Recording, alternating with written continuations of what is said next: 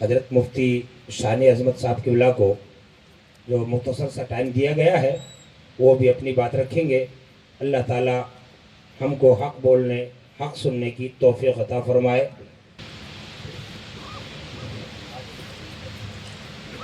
Stage پر جلوہ بار پیر طریقت رہبر راہ شریعت تاج المشائخ شیخ المشائخ حضور سید الشاہ ڈاکٹر سید محمد امین میاں دام ظلہ العلی و شہزادہ حضور امین ملت محبوب العلماء والمشائخ حضور امان اہل سنت سید محمد امان میاں قادری برکاتی دام ظلہ العلی و جملہ علماء کرام مفتیان ذوی احترام جملہ سامعین کرام، السلام علیکم ورحمۃ اللہ وبرکاتہ۔ وعلیکم السلام ورحمۃ اللہ وبرکاتہ۔ الحمدللہ الحمدللہ وحدہ والصلاة والسلام علی من لا نبی بعدہ، اما بعد فاعوذ باللہ من الشیطان الرجیم، بسم اللہ الرحمن الرحیم۔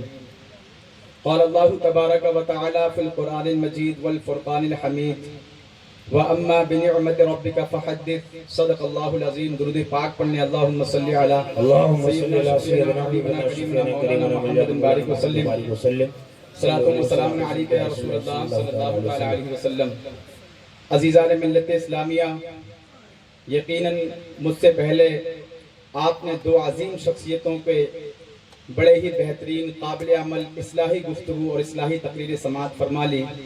اب یقیناً کوئی تقریر کرنے کی حاجت اور ضرورت نہیں ہے، اور آج ہم اور آپ سب کے لیے مشترکہ طور پر خوش نصیبی ہے کہ ہم تاج المشائخ حضور امین ملت شہزادہ حضور امین ملت محبوب العلماء حضرت امان میاں صاحب قبلہ کے اپنے گنہگار آنکھوں سے زیارت کر رہے ہیں۔ یہ وہی لوگ ہیں کہ جن کے بارے میں ہمارے امام نے کہا تھا، کیسے آقاؤں کا بندہ ہوں رضا، بول بالے میری سرکاروں کے، اور کہا تھا کہ تیری نسل پاک میں ہے بچہ بچہ نور کا، تو ہے عین نور تیرا سب گھرانہ نور کا۔ عزیزان ملت اسلامیہ، وقت بہت ہو چکا، بس میں ایک بات رکھ کر بطور سبق مرشد کریم مرشد شفیق کی موجودگی میں آپ کے سامنے سے اجازت لے لوں گا۔ عزیزان ملت اسلامیہ، الحمدللہ رب العالمین، ہم نے یہ دو تقریریں سماعت کی۔ اگر آپ ان تقریروں کو اور ان گفتگو کو آپ دل سے سن لیں اور اس پر عمل کر لیں، یقیناً یہ دنیا بھی ہماری کامیاب ہو جائے گی اور ہماری آخرت بھی کامیاب ہو جائے گی۔ عزیزان ملت اسلامیہ، لیکن آج کے دور میں دیکھا یہ جاتا ہے کہ میں اور آپ اور ہم سب باتوں کو سنتے تو ضرور ہیں، علماء کی زبانی، یوٹیوب کے ذریعے سے اور دوسرے پلیٹ فارم سے ہم اچھی باتوں کو سنتے ہیں، لیکن پتہ نہیں کیا ہو جاتا ہے کہ ہم میدان عمل پر نہیں اتر پاتے اور ہم عملی زندگی میں ان چیزوں کو شامل نہیں کر پاتے۔ بس میں اسی بات کو رکھوں گا۔ اللہ کے رسول صلی اللہ علیہ وآلہ وسلم ارشاد فرماتے ہیں، الا ان فی الجسد مضغۃ۔ اللہ کے رسول فرماتے ہیں، خبردار کہ پورے جسم انسان کے اندر ایک گوشت کا لوتھڑا ہے۔ اللہ کے رسول فرماتے ہیں، وَإِذَا صَلُحَتْ صَلُحَ الْجَسَدُ كُلُّهُ۔ اگر وہ گوشت کا لوتھڑا سدھر جائے تو پورا انسان سدھر جاتا ہے، پورا انسان سنور جاتا ہے۔ وَإِذَا فَسَدَتْ فَسَدَ الْجَسَدُ كُلُّهُ۔ اگر وہ گوشت کا لوتھڑا خراب ہو جائے، اگر وہ گوشت کے لوتھڑے میں خرابی پیدا ہو جائے تو پورا انسان خراب ہو جاتا ہے۔ اللہ کے رسول فرماتے ہیں، الا وہی القلب۔ وہ گوشت کا لوتھڑا ہے کیا چیز؟ وہ گوشت کا لوتھڑا دل ہے۔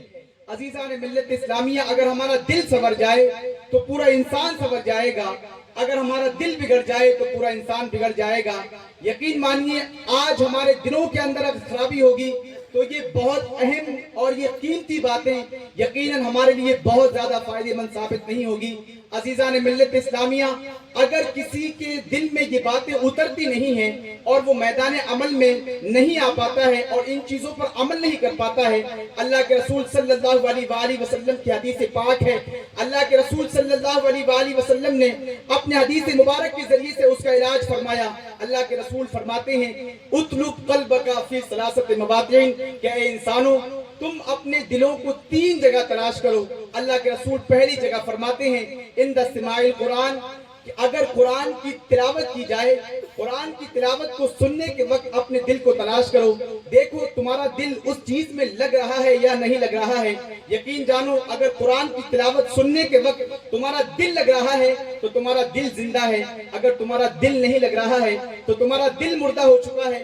اللہ کے رسول دوسری جگہ فرماتے ہیں وفی مجالس ذکر، کہ یہ ذکر کی جو محفلیں ہوتی ہیں اور جس ذکر کے یہ جو جلسے ہوتے ہیں، اللہ اور اس کے رسول اور اس کے حبیبوں کا ذکر ہوتا ہے، اگر ان ذکر کی محفلوں میں تمہارا دل لگے تو یقین جانو تمہارا دل زندہ ہے، اگر تمہارا دل نہ لگے تو یقین جانو تمہارا دل مردہ ہو چکا ہے۔ اللہ کے رسول تیسری جگہ ارشاد فرماتے ہیں وفی اوقات الخلوہ، کہ خلوت میں تنہائی میں تم اپنے دل کو جانچو، تم اپنے دل کو پرکھو، اگر تنہائی میں تمہارا دل لگ جائے، اچھے کاموں کی طرف تمہارا دل متوجہ ہو تو یقین جانو تمہارا دل زندہ ہے اور تمہارا دل اچھے کاموں کی طرف نہیں جاتا، گناہوں کی طرف جاتا ہے اور خرافاتوں کی طرف تمہارا دل جاتا ہے۔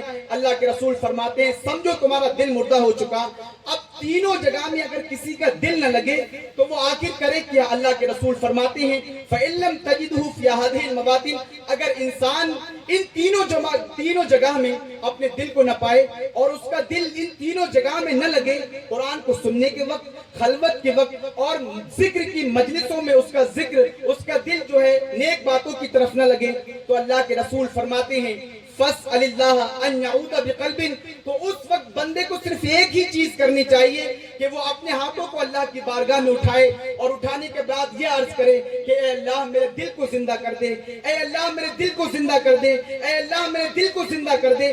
اس لیے کہ اللہ کے رسول آگے پھر فرماتے ہیں فَإِنَّهُ لَا قَلْبَ لَكَ، اس لیے کہ تمہارے سینے کے اندر جو دل تھا اور دل کے تمہارے سینوں کے اندر جو دل دھڑک رہا تھا اور تمہارا دل نیکیوں کی طرف نہیں لگ رہا تھا، گویا کہ تمہارے سینے کے اندر دل ہی نہیں تھا۔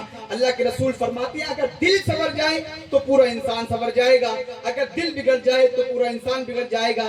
اس لیے ضرورت اس بات کی ہے کہ میں اور آپ آج کی اس مجلس میں اور ان مشائخ کرام کی موجودگی میں توبہ کر کے اٹھیں اور ہمارے دل کی کیفیت ایسی ہو تو اللہ کے رسول صلی اللہ علیہ وآلہ وسلم کی حدیث پاک کی روشنی میں اپنے آپ کو درست کرنے کی کوشش کریں اور اپنی زندگی کو چینج کرنے کی کوشش کریں۔ اللہ رب العزت مجھے اور آپ کو اس پر عمل کرنے کی توفیق عطا فرمائے۔ وما توفیقی الا باللہ۔ السلام علیکم ورحمۃ اللہ۔